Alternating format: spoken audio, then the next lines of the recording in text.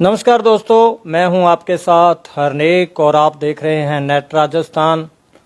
जैसा कि आपको पता है कि राजस्थान के अंदर विधानसभा चुनावों की बात की जाए तो बहुत कम समय अब बचा है जब विधानसभा जो है चुनाव जो वो होने वाले हैं।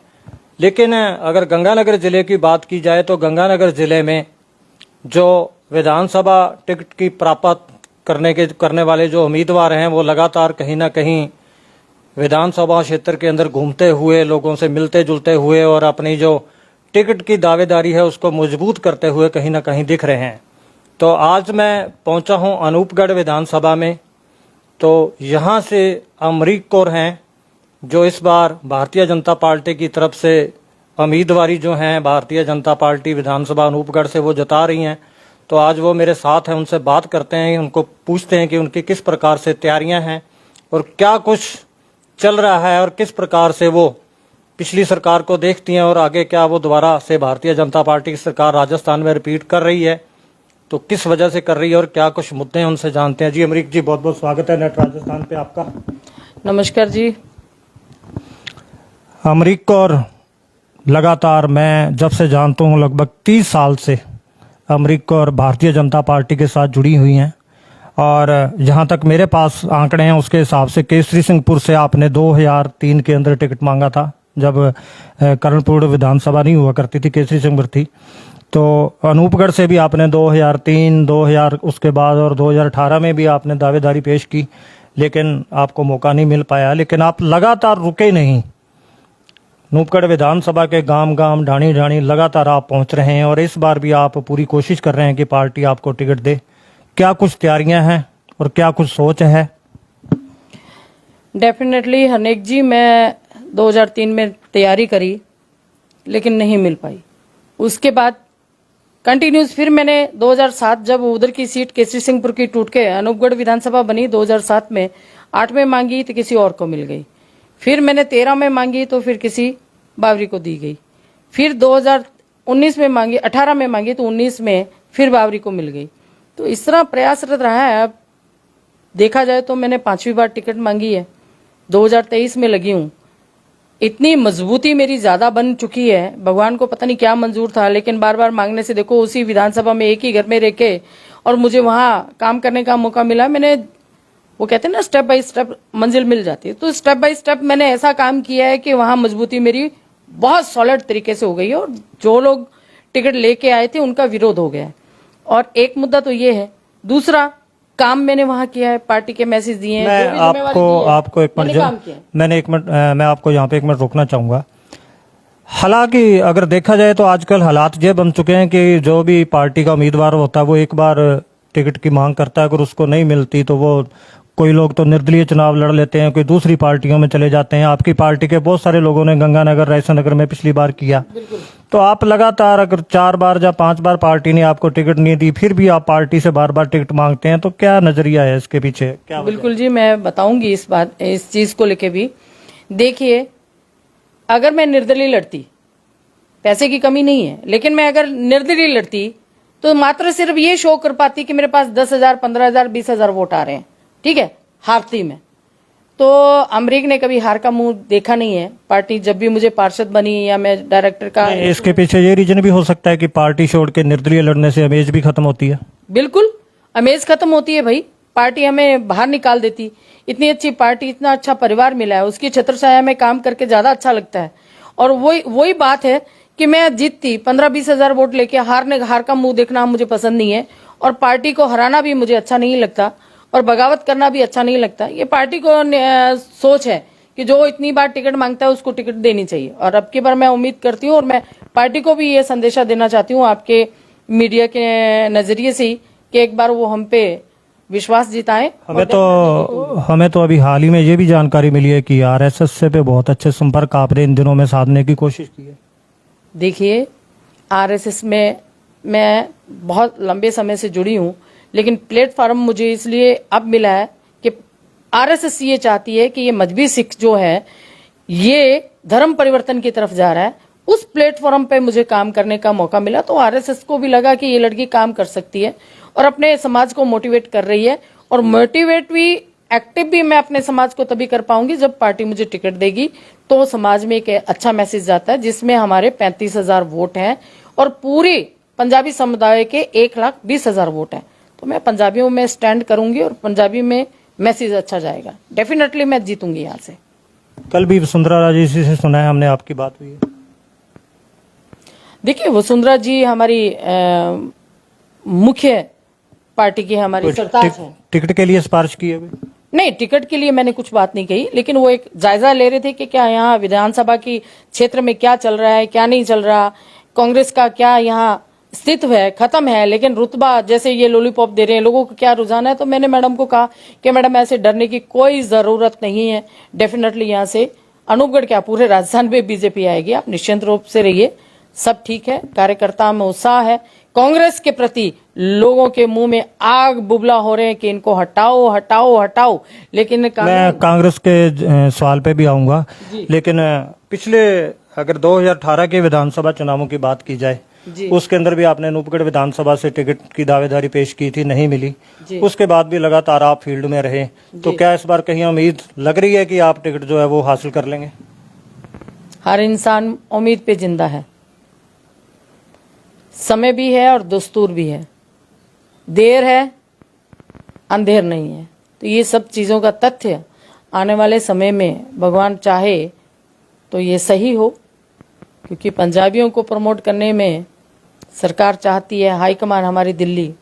तो लगता है कहीं ना कहीं चेंजिंग सीट होती है तो डेफिनेटली हमारे पंजाबियों में महिला सीट में आती है, तो डेफिनेटली मेरी उम्मीद में 4 चांद लगते हैं।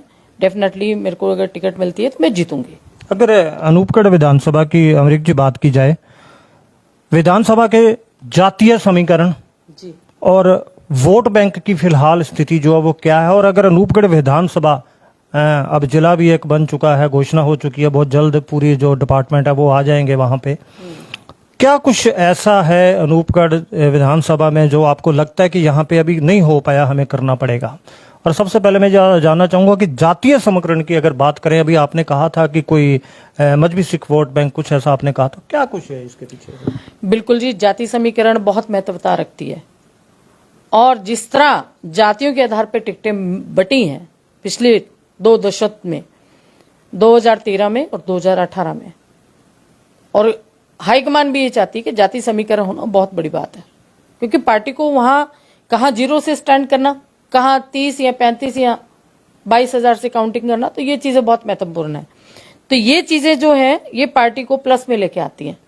तो इसलिए मजबी सिख पूरे गंगानगर डिस्ट्रिक्ट में 4 लाख हमारे मजबी सिख हैं, 6 विधानसभा को प्रभावित करते हैं, 6 सीटों पे ही हमारे मजबी सिख हैं, लेकिन सबसे ज्यादा केसरी सिंहपुर में और सेकंड नंबर हमारा आता है अनूपगढ़ में। वहां 70-80 हजार के करीब है मजबी सिख, गांव के गांव हैं। यहाँ पे भी गांव और ढानियों के ढानिये भरे पड़े हैं। लेकिन यही है कि जब तक मौका नहीं मिलता तो सब लोग शांत होते हैं, लेकिन वो ये जरूर चाहते हैं कि हमारे समाज को मौका मिले। तो उस समाज की बेटी हूं मैं, और जिस बेटी ने अपना पूरा जीवन निछावर पार्टी के लिए किया हो, निष्ठावान कार्यकर्ता। मैं यहाँ पे रोकूंगा आपको। आप एक मजहब की, एक समाज की बात करते हैं, तो भारतीय जनता पार्टी तो कहती है कि हम 36 कौम को साथ लेके चलते हैं, तो कहीं ना कहीं ये एक मतभेद पैदा होने वाली स्थिति नहीं है? अगर नहीं देगी तो मतभेद है, अगर देती है तो 36 कौम हम मानेंगे कि हाँ 36 कौमों को लेके चलते हैं। आपने मेघवालों को दे दी, नायक को दे दी, सांसी को दे दी, आपने चमारों को दे दी, और चमार सिख से तो देखो कांग्रेस ने चंडीगढ़ में सीएम भी बनाया था। और हमारे यहाँ जो मजबी सिख बेल्ट पंजाबी सिख जो लगती हैं हनुमानगढ़ और गंगानगर, इसमें सिख समुदाय। आप अनूपगढ़ के मुद्दे पे आइए, हनुमानगढ़ गंगानगर। सुनिए, मैं जो मजबी सिख के मुद्दे पे आ रही हूँ, हनुमानगढ़ और यहाँ गंगानगर में मजबी सिख हमारे 5-5.5 लाख मजबी सिख हैं। मेरा जो सवाल आपको था, मेरा सवाल यह था, आप बात कर रही हैं कि मजबी सिख का हमारा वोट बैंक जो है वो ज्यादा है अनूपगढ़ विधानसभा में। बिल्कुल है जी। लेकिन मैं ये कहना चाहता हूं कि मुख्यमंत्री वसुंधरा राजे भी कहती हैं हमेशा कि मैं 36 कौम को साथ लेके चलती हूं। अगर आप सभी समाज के, सभी जातियों के लोगों को साथ लेके चलते हो, तो फिर ये मजबी सिख समाज का जो सवाल है ये कैसे पैदा होता है? नहीं, इसलिए होता है कि सबको मौका दिया, हमें क्यों नहीं मौका दिया? हमारी पार्टी अगर सबका साथ सबका विकास चाहती है, 36 कौमों का राज चाहती है, तो हमें पीछे क्यों किया जाता है? हमें मजहबी सिखों को 2 जट सिखों को, ओबीसी सिखों को 2 ओबीसी सिखों को दे रहे हैं, और एक मजहबी सिख को देने वक्त कह देते हैं कि 2 सिखों को हमने टिकट दे दी तो आपका कोटा फुल हो गया। भैया वो तो ओबीसी का कोटा फुल हुआ है ना, एससी में मजहबी सिखों का कोटा तो नहीं दिया आज तक। मजहबी एक ओबीसी में दे दो, एक मजहबी सिख में दे दो, तो हम मान लेंगे कि सिख कोटा पूरा हो गया। तो सिख कोटे में भी तो हम चाहते हैं कि आप एक बरादरी को तो आप 2 बार मौका दे रहे हो, और एक बरादरी को आपने पूरे, जब तक बीजेपी पैदा हुई और कांग्रेस ने दे दिया उसको सरदार बूटा सिंह जी को, और बीजेपी ने दे दिया हंसराज जी को, और स्टेट में जितनी स्टेटें हैं, हमारी स्टेटों में हमारे पंजाब पूरा भरा पड़ा है जी हमारे समाज का, और यहाँ भरा पड़ा है हनुमानगढ़ और गंगानगर। हमें एक टिकट भी नहीं। गंगानगर में भी आप जट सिख ओबीसी में दे रहे हैं, और गंगानगर बेल्ट में 2 सीटें ओबीसी में जा रही हैं, 1 सीट हमें दो। तो इसलिए हम चाहते हैं कि 36 कौमों को लेना है तो हमें साथ लेके चलें। इस जो आप ये जट सिख मजहबी सिख या जट सिख की बात करते हैं, मजहबी सिख समाज को टिकट मिलना चाहिए, तो इस मुद्दे के ऊपर कोई ऊपरी सत्र पे चर्चा हुई है आपकी? नहीं, मैं चर्चा हमेशा करती रहती हूँ, तो वो ये कहते हैं कि हम इस पे विचार करेंगे, तो मुझे लगता है कहीं ना कहीं अब की बार विचार होगा। पिछले 10 दिन पहले आप दिल्ली में थे, लगभग 5-6 दिन आप दिल्ली में लगा के आए हैं। कुछ लोगों से, क्योंकि हमें पूरी जानकारियां मिल रही हैं कि जो भी टिकट की दावेदारी करने वाले लोग हैं उनकी सेटिंगें जहाँ तो अब जयपुर से हो रही हैं, जहाँ दिल्ली में हो रही हैं, लगातार कोई ना कोई सेटिंग करवाने वाले लोगों को ढूंढा जा रहा है टिकट के लिए। तो आपने कोई सेटिंग करवाने वाला ढूंढा है अभी? नहीं जी, मैं माफी चाहती हूँ, मेरा सेटिंग ऊपर परवरदिगार है, वाहिगुरु है, जो अपनी बच्ची पे करे, और लोगों का और जनता का प्यार है। मैंने ऐसी कोई सेटिंग नहीं की। अगर मेरे को हाईकमान को और स्टेट के लोगों को मेरा काम दिखता है, मेरा नाम चल रहा है, लोगों की इच्छा है कि अब की बार पंजाबियों में टिकट आए तो अमरीक कौर बहन को, बेटी को, हमारी को टिकट मिले, ये सबसे बड़ा मेरा मीडिएटर यही लोग हैं, और इसी के दम पर मैं जीत रही हूँ, और इसी दम पे मैं टिकट मांग रही हूँ। ये सबसे बड़ी बात है। राजस्थान में भारतीय जनता पार्टी सरकार बना रही है दोबारा? ये आप मुझे पूछ रहे हो, आप पत्रकार हो, क्या आपको नहीं लगता कि हमारी सरकार बनेगी? हमारी सरकार बनेगी, डेफिनेटली बनेगी। आज इलेक्शन हो जाए, 4 दिन बाद अगर इलेक्शन फाइट मैं करना पड़े, पत्रकार बनेगी। तो हूं, लेकिन मुख्यमंत्री अशोक गहलोत जी कह रहे हैं कि हमारे अभी हाल ही में इतनी सारी जन कल्याणकारी योजनाएं ग्राउंड पे, धरातल पे लेके आए हैं कि भारतीय जनता पार्टी के पास कुछ नहीं है देने को। हमने 100 यूनिट बिजली फ्री की है, उसके अलावा बहुत सारी योजनाएं और हैं, जैसे चिरंजीवी है, इसका मतलब कि बहुत लगभग 10 से 12 से 15 से लिस्ट ही नहीं है, इतनी योजनाएं मुख्यमंत्री अशोक गहलोत कह रहे हैं कि हम लेके आए हैं, लेकिन भारतीय जनता पार्टी के पास कुछ भी नहीं है धरातल में लोगों के पास जाके कहने को। उसके ऊपर मैं बात कर रहा हूँ। आपने सवाल ऐसा कर दिया, आपने 2-3 सॉरी, आपने 2-3 1 बाय 1 ले लो ना। चलो नहीं, सबसे पहले आप उस सवाल को ले लो ना। मैं क्या क्या कहना चाह रही हूँ। आपने उनकी बातें इतनी रख दी, आप बोल रहे थे तो मुझे गुस्सा हुआ, मन में आ रहा गुस्से की बात नहीं है। आप देख सकते हैं मुख्यमंत्री अशोक गहलोत जी ने लगातार अभी पिछले 2 महीने से उनके राहत कैंप, महंगाई राहत कैंप गांव गांव, डाणी डाणी, हर जगह पंचायत में सत्र पे चल रहे हैं, शहरों में चल रहे हैं। लगातार उनका जो है प्रचार हो रहा है कि इतने राहत के जो, आप भी तो देख पा रहे हैं। हमने तो देखा ही देखा है, कुछ हुआ तो है नहीं। कुछ हुआ होता तो हम बताते कि हाँ कुछ किया। और कोई भी क्यों नहीं हुआ? उन्होंने 100 यूनिट बिजली के आम जन को 100 यूनिट बिजली कर दी, उसके बाद तो उनको बिजली क्या माफ की है? जिनके 5,000 बिल आता था उनका 7,000 10,000 आ रहा है। ठीक है, क्या आ रहा है? आप गांव में जाइए, आपको पूछिए। ऐसे लोगों का मुद्दा आपने छेड़ के बैठ गए जिसका कोई हम सवाल हम उचित समझते ही नहीं, उनकी किसी बात का जवाब देना नहीं चाहते। मुद्दा नहीं है। कांग्रेस कह रही है कि हमारे उम्मीदवार हर विधानसभा से, जब विधानसभा का चुनाव लड़ेंगे, मुख्यमंत्री अशोक गहलोत, राजस्थान कांग्रेस जो योजनाएं लेके आई हैं वो हमारे पास हैं, हम वो जनता को समझाएंगे। मैं ये पूछना चाहता हूँ, आपके पास क्या है? भाई उनके पास क्या है हम तो बता देते हैं। मैं बता रही हूँ आपको, प्रधानमंत्री जी ने प्रधानमंत्री योजना में ये जो कच्चे मकान, प्रधानमंत्री आवास योजना दी, आज तक किसी ने दी? आज तक किसी ने दी? और जब कोरोना के टाइम में इंजेक्शन लगे थे, जीवन दान का काम पूरे हिंदुस्तान को नहीं, बाहर के मुल्कों को भी दिया। एक एक नहीं, 3-3 इंजेक्शन दिए फ्री। अगर आप लेने जाओ ना कुत्ता काट दे तो उसका इंजेक्शन क्या था, आजकल तो वो फ्री हो गए हैं। लेकिन आप सोचिए उसका क्या था, गरीब आम जनता उस चीज को भुगत नहीं पाती, बड़ा लोग भी भुगत नहीं पाते। लेकिन इन्होंने हिंदुस्तान में साइंटिस्ट ने ऐसे इंजेक्शन बनाए, एक एक नहीं 3-3 इंजेक्शन दिए। फिर उस महिलाओं को भूख के टाइम में, जहां कोरोना के टाइम में लोग बाहर नहीं निकलते थे, सब्जी दाल पानी लेने नहीं निकलते थे, तब भी उन्होंने घर घर राशन की किटें पहुंचाई। कोरोना की बात करें तो मुख्यमंत्री अशोक गहलोत ने भी उस टाइम जनता की बहुत सेवा की है। नहीं की, गलत बात है। कैसे कह सकते हैं? नहीं, यहाँ मैं आपको हरनेक जी बोलूंगी, अगर इन्होंने की है तो अपनी तरीके से 1 रुपए का पैसा भी नहीं लगाया, बना बनाया सेंटर से जो किट आई वो उठा के दे दिया, जितना भी राज्य, और अगर किया भी है तो कोई एहसान नहीं किया। जनता ने उनको सरताज बना के बिठाया, राजस्थान का उनका मुखिया बना के बिठाया। अगर किया मात्र वो भी 2 साल के लिए अगर कुछ हल्की फुल्की मदद की तो कोई एहसान नहीं। बड़ी शर्मनाक बात है अगर वो इस चीज को लेकर ये कहते हैं कि हमने एहसान किया। कोई एहसान नहीं किया, जनता ने उनको सर माथे पे बिठाया तो उनका कर्तव्य बनता है कि पूरी जनता को देख रेख करें, उनको संभालें। क्या बात करते हो, इन्होंने क्या किया? हमारी बीजेपी ने तो इतना कुछ किया। मैं मानती हूँ आप लोगों को शायद ये लगता होगा कि मैं बीजेपी की इसलिए पक्षपात की, नहीं, अगर मैं बीजेपी की भी नहीं होती तो भी जो लोग बीजेपी को नहीं मानते वो भी मानते कि मोदी जी ने बहुत काम किए हैं। आप लोग जो वसुंधरा जी की पिछली सरकार थी, उस सरकार के अंदर जो वसुंधरा जी ने काम किया वो उनको बार बार दिखाकर आप रिपीट करने की कोशिश करते हैं। चाहे नूपगढ़ सुरतगढ़ सड़क की बात करें, चाहे ये जो प्रधानमंत्री वर्णमाला सड़क बन रही है नूपगढ़ गड़साना से होते हुए केसरी सिंहपुर होते गंगानगर को जो जाने वाली है, आप बार बार इन चीजों को बता नहीं तो क्या नहीं किया इन्होंने? किया तभी कहते हैं। किसानों को कर्जा माफ किया, प्रधानमंत्री जी ने 6,000 रुपया हर किसान के खाते में जाते हैं, और जो फसलें 12 से 13,100 रुपए कर्ज माफी पहले मेरी बात सुनिए। कर्ज माफी की आप बात करते हैं, आप कह रहे हैं कि प्रधानमंत्री ने कर्ज माफ किया, जहां अशोक गहलोत जी कहते हैं कि मैंने कर्ज माफ किया। आज आपकी विधानसभा की स्थिति ऐसी बनी हुई है कि आपके अनूपगढ़ के एसडीएम दफ्तर के सामने एक किसान अपनी कब्र खोद के बैठा है। मैं कहता हूँ शर्म आनी चाहिए कांग्रेस और भारतीय जनता पार्टी दोनों सरकारों को। तो वो तो होगी, क्योंकि कांग्रेस कर ही ऐसी रही है। 4 में से 2 रेगुलेशन पानी देना चाहिए। जईओ ने एक्सीएन बैठा है वहां पे विजयनगर। पानी का मुद्दा नहीं है, पानी का मुद्दा नहीं है, कर्ज माफी का मुद्दा है। पानी का मुद्दा नहीं, माफी करे ना।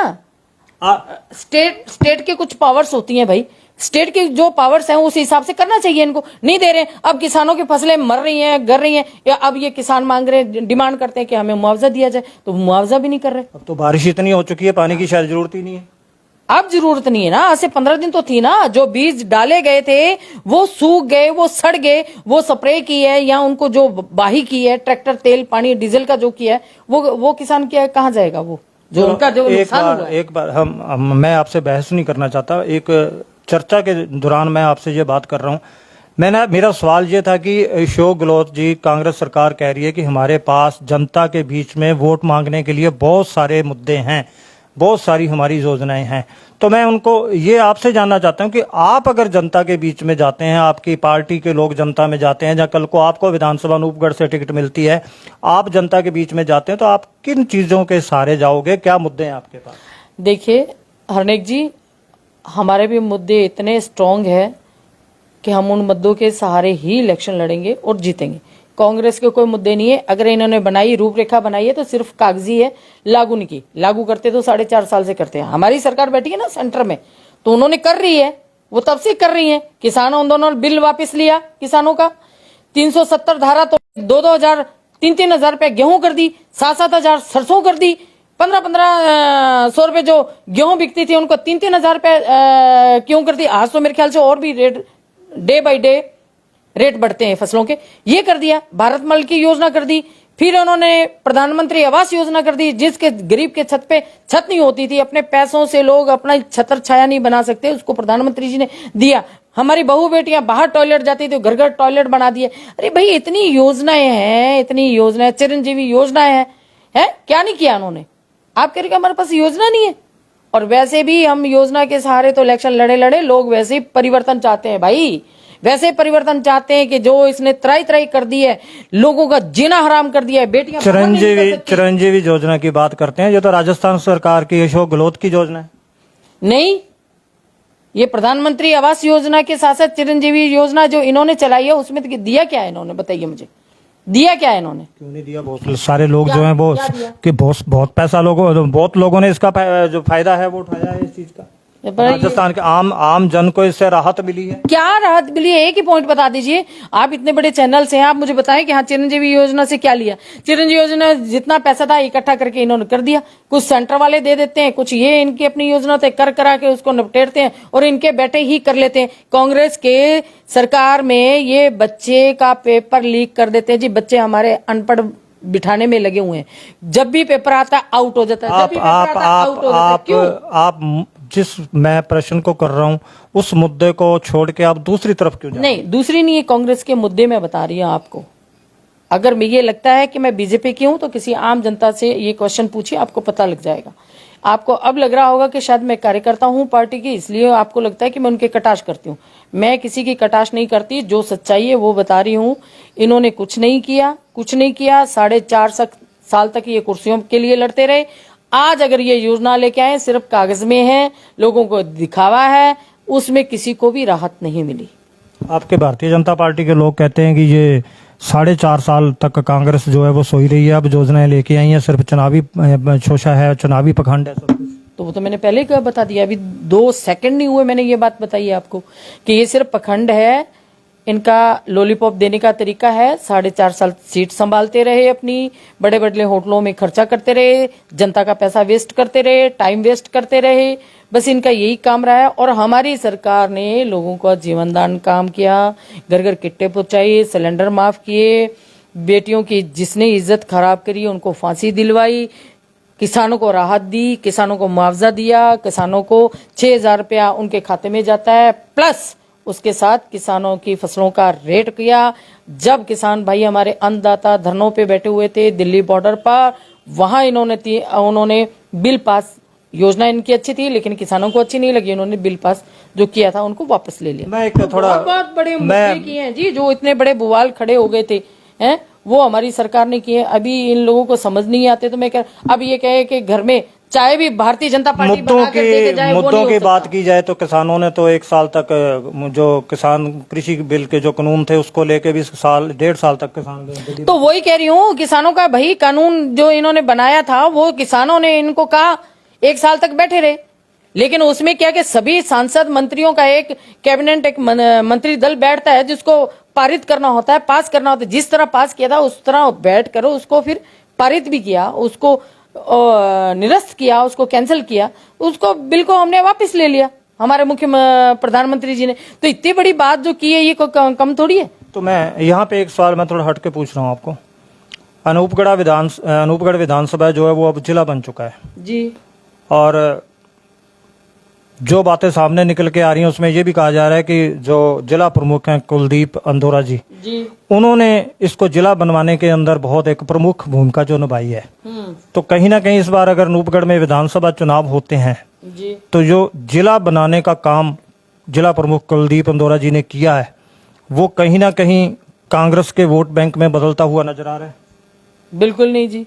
क्यों? उसका कारण है, जिला बनाने से क्या होगा? क्या होगा जिला बनाने से? जिले में कुछ कर तो रहे नहीं है कुछ काम किसानों के लिए, आम जनता के लिए।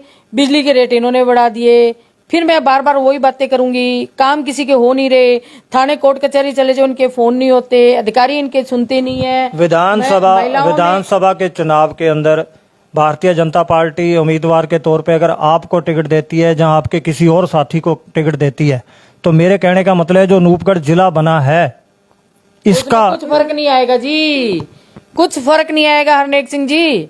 जिले बनने से कुछ नहीं होता, जनता को खुश करने का मतलब कहीं ना कहीं अनूपगढ़ विधानसभा जो पूरा इलाका है, पूरा जिला बन चुका है, उस इलाके के लोगों के अंदर एक हमदर्दी तो है ना कि हम जिले पे इतने समय से वो मांग कर रहे थे हमारा जिला बना। नहीं, मांग कर दिया, बना दिया, वो ठीक है। जिला बन के उसका एक प्रोटोकॉल, कोई सिस्टम तो होता होगा ना। कांग्रेस के जिन लोगों से अनूपगढ़ में बात होती है वो कहते हैं कि इस बार अनूपगढ़ विधानसभा से बीजेपी को चुनाव जो लड़ना है ना वो बहुत नुकसानदायक रहेगा। बहुत इजी, बहुत इजी, बहुत इजी।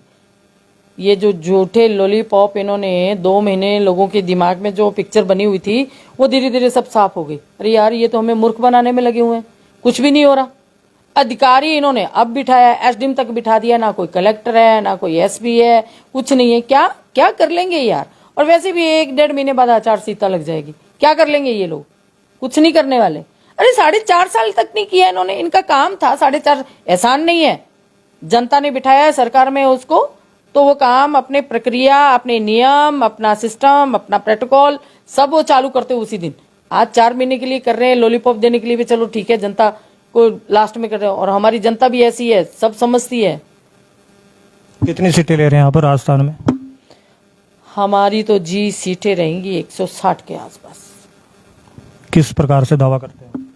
सब परिवर्तन है जी, क्योंकि कांग्रेस से सारा राजस्थान त्राई त्राई कर रहा है। अकेला मेरा अनूपगढ़ विधानसभा थोड़ी, पूरा राजस्थान त्राई त्राई कर रहा है भाई। वही कानून कायदे इनके, वही सिस्टम है। पूरे 4.5 साल इन्होंने अपनी सीट संभालने में लगा दिए, 4 महीने में कहीं कर दिया बोलबाला, कहीं नहीं किया। तो एक विधानसभा से 10 लोग, 5 लोग, 6 लोग भारतीय जनता पार्टी की जो भाजपा की टिकट है उसकी दावेदारी कर रहे हैं। और कहीं ना कहीं जब आखिर में जाके एक को टिकट मिलेगा तो पिछली बार की तरह इस बार भी डैमेज होगा। उसको कंट्रोल कैसे करेंगे? कुछ डैमेज नहीं होगा। पिछली बार भी आपके ना यही बातें, आप पिछली बार भी कह रहे थे कि एक को टिकट मिलेगी, हम उसके साथ खड़े होंगे। लेकिन गंगानगर जिले के अंदर बहुत सी विधानसभा ऐसी हैं जहां पे ये हुआ था कि आपके भारतीय जनता पार्टी के जो उम्मीदवार टिकट मांग रहे थे भाजपा की तरफ से, कोई बीएसपी में चला गया, कोई निर्दलीय चुनाव लड़ लिया और कोई दूसरे को कांग्रेस को सपोर्ट कर गया। तो इस बार क्या होने वाला है? देखिए, ये जो बातें हैं ना, ये कहीं ना कहीं किसी को ठेस लगती है। जिसने पार्टी की सेवा की हो वो गलत स्टेप उठा लेता है, लेकिन उसके बाद उसको पछतावा भी होता है। घर के बिना तो कोई भी जिंदा नहीं है। या तो जंगलों में रहना चालू कर दो, और घर में रहना है तो घर के अनुशासन में रहना होगा। अगर किसी कैंडिडेट ने ऐसा किया है तो वो गलत किया है, तो उसको वापस किया नहीं है। इसके उदाहरण अमरीक जी, उदाहरण आपके सामने है, मैं जहाँ पे नाम नहीं लेना चाहूंगा। गंगानगर विधानसभा के सबूत हैं, सादुल शहर विधानसभा के सबूत हैं, इसके अलावा रईसनगर विधानसभा के सबूत हैं, उदाहरण आपके सामने पड़े हैं। वो इसीलिए करते हैं हम लोग कि ये जो लोग आते हैं निर्दलीय खड़े होते हैं, वो यही दिखाते हैं कि हमारे में दम कम है, पार्टी हमें इग्नोर क्यों करती है। लेकिन अगर ऐसा कुछ है तो वो गलत है, नहीं करना चाहिए। मैं तो इतना कह सकती हूँ। बाकी पार्टी को भी ये विचार करनी चाहिए कि ऐसा कोई ना कर सके। जिसको मौका दे दिया है उसको टिकट ना दे, नए चेहरे को टिकट दें। और जो ये दिखता है कि ऐसा कर सकता है उसको कहीं ना कहीं सरकार बनती है तो एडजस्ट भी करना चाहिए। अनूपगढ़ विधानसभा से अगर आप भारतीय जनता पार्टी की टिकट मांग रहे हैं, अगर आपको नहीं मिलती तो आप दूसरे कैंडिडेट के साथ खड़े होंगे जिसको टिकट मिलेगी? देखिए, थोड़ा सा तो नाराजगी होती है कि हमें टिकट नहीं मिली। ना मिलने का कारण क्या है? एक तरफ आप कह रहे हैं कि हम पार्टी के वफादार कार्यकर्ता हैं। आप ही की बात पे आ रही हूँ। देखिए, 5 बार टिकट मांगते हैं, मन को कहीं ना कहीं ठेस तो लगती है कि नहीं लगती है? आप अपने दिल से बोलिए। लगती है, लेकिन कहीं ना कहीं फिर समझना पड़ता है कि इस परिवार में रहना है तो अपने को साथ मिलके, सबके साथ सबका विकास। तो अगर सरकार बनती है तो कहीं ना कहीं हमें एडजस्ट करें, वो इतनी सी बात होती है। एडजस्ट करना पार्टी का काम है, कार्यकर्ता को संतुष्ट करना पार्टी का काम है। लेकिन कार्यकर्ता अगर पार्टी को बनाने में नींव की ईंट साबित होता है तो पार्टी को निश्चित रूप से सोचना चाहिए कि पार्टी के कार्यकर्ता अगर हमें इतना सर पे बिठाते हैं तो छोटे से कार्यकर्ताओं को भी ऊपर उठाना चाहिए। तो ये मेरी थोड़ा सा एक मैसेज। 2013 से शायद जो मेरे पास आंकड़े हैं, आप अनूपगढ़ विधानसभा से टिकट मांग रहे हैं। 2003 से लगातार आप फील्ड में हैं जी। इस प्रकार इस बार अगर अनूपगढ़ विधानसभा क्षेत्र में आप अनूपगढ़, गड़साना, रावला तक, जहां तक भी आपकी विधानसभा है, आप घूम रहे हैं, क्या कुछ लग रहा है? जनता का माहौल क्या लग रहा है? देखिए, मेरा बूथ सबसे मजबूत। मैं सब बूथों पे जा रही हूँ, कार्यकर्ताओं से मिल रही हूँ, आम जनता से मिल रही हूँ। अगर मैंने कुछ ऐसा बोल दिया तो शायद आप लोगों को लगेगा बगावत है, लेकिन जनता में बगावत है कि इसको चेंज किया जाए। अब की बार नए चेहरे को मौका मिले। पार्टी भी ये चाहती है कि हम नए चेहरे को टिकट देंगे। तो इसलिए सबसे बड़ा मुद्दा पानी का है, वो भी मैं हल करवाऊंगी अगर मुझे मौका मिलता है तो। नए चेहरे में भी मैं आती हूँ, प्लस महिला में भी आती हूँ, प्लस जाति समीकरण के आधार पे भी आती हूँ। तो मेरे पास तो मुद्दे बहुत हैं स्ट्रॉन्ग करने। लेकिन बात यह है ना, पार्टी हम पे तवज्जो दे, ध्यान दे, हमें भी मौका दे। ऐसी ही मेरी सोच है। पिछले 6 महीने की अगर बात की जाए भारतीय जनता पार्टी की तरफ से लगभग तीसरा एक सर्वे जो है वो ग्राउंड पे हो चुका है। जी पहली बार हमने ऐसा देखा है कि कुछ एजेंसियों का इसमें सहारा लिया जा रहा है, जी कुछ प्राइवेट एजेंसियों का भी सहारा लिया जा रहा है, जी और कुछ भारतीय जनता पार्टी ने ऐसे ऐसे सिस्टम धरातल पे उतारे हैं कि उम्मीदवार के क्षेत्र में घूम रहे हैं, कुछ पता ही नहीं लग रहा किसी को। इन सब के पीछे क्या कोशिश, क्या उम्मीदवार की क्या ऐसी चीजें हैं जिनको परखने की कोशिश की जा रही है? देखिए, जहां तक मुझे लगता है, ये मेरी पर्सनल ओपिनियन है, राय है, कि अगर वो ये चाहते हैं कि प्रधानमंत्री मोदी जी के नाम पर हम इलेक्शन लड़ें, तो वो बड़ी बारीकियों से मैदान में उतर रहे हैं, मुझे जहां तक लगता है। डेफिनेटली पहले भी मुझे लगता है, जहां तक एजेंसियां या सर्वे काम में लेते थे, आज भी ले रहे हैं। और ना पता लगने की बात तो यही, अगर पता लगने लग जाए तो कार्यकर्ता कैसे ना कैसे करके सर्वे वालों को राजी करने में लग जाते हैं। तो इसलिए बिल्कुल हटके ये सर्वे हो रहे हैं, और उसमें किस किस का नाम आपको लगता है कि इन सर्वे के अंदर जो उम्मीदवार जो टिकट की मांग कर रहे हैं उनका सही रिपोर्ट कार्ड वहां जा पाएगा? देखिए, ये तो समय बताएगा, मैं तो कुछ नहीं बता सकती। अगर मुझसे कोई मिलता तो मुझे पता लगता। मुझे तो खुद को पता नहीं है भाई कब सर्वे हो रहे हैं कब नहीं हो रहे, लेकिन हो रहे हैं ये जरूर पता है। कब कब हो रहे हैं ये नहीं पता चल रहा, लेकिन इतना थोड़ा सा उम्मीद है कि रिपोर्ट कार्ड अच्छा ही जाएगा। बारीकियों से जाना है, पार्टी को लेके आना है, मजबूत तरीके से लेके आना है, अच्छे कैंडिडेट को लेके आना है जिसका किसी विधानसभा में विरोध ना हो, तो डेफिनेटली वो अच्छी चीज है। क्योंकि नए चेहरे को लेके आना है, तो इसलिए वो बारीकी से देख रहे हैं। और पुराने का तो पता ही है कि रिकॉर्ड क्या बोल रहा है, उनका क्या रिकॉर्ड बोल रहा है। तो नए चेहरे को लाने के लिए देख रहे हैं कि इसकी छवि कैसी है, जाति समीकरण कैसे हैं, लोगों में इसका जुड़ाव कैसा है, चाहे वो मैं हूं या कोई और है। तो सब चीजों को काउंट करके भेज रहे हैं। कहीं ना कहीं एक सवाल मेरा ये रहेगा, एक बार जिसको विधानसभा का विधायक का टिकट मिल चुका है, वो जीत भी चुके हैं, तो कहीं ना कहीं ऐसा नहीं लगता कि दूसरे लोगों को भी मौका देना चाहिए, उनको दोबारा से ये सर्वे नहीं करने चाहिए?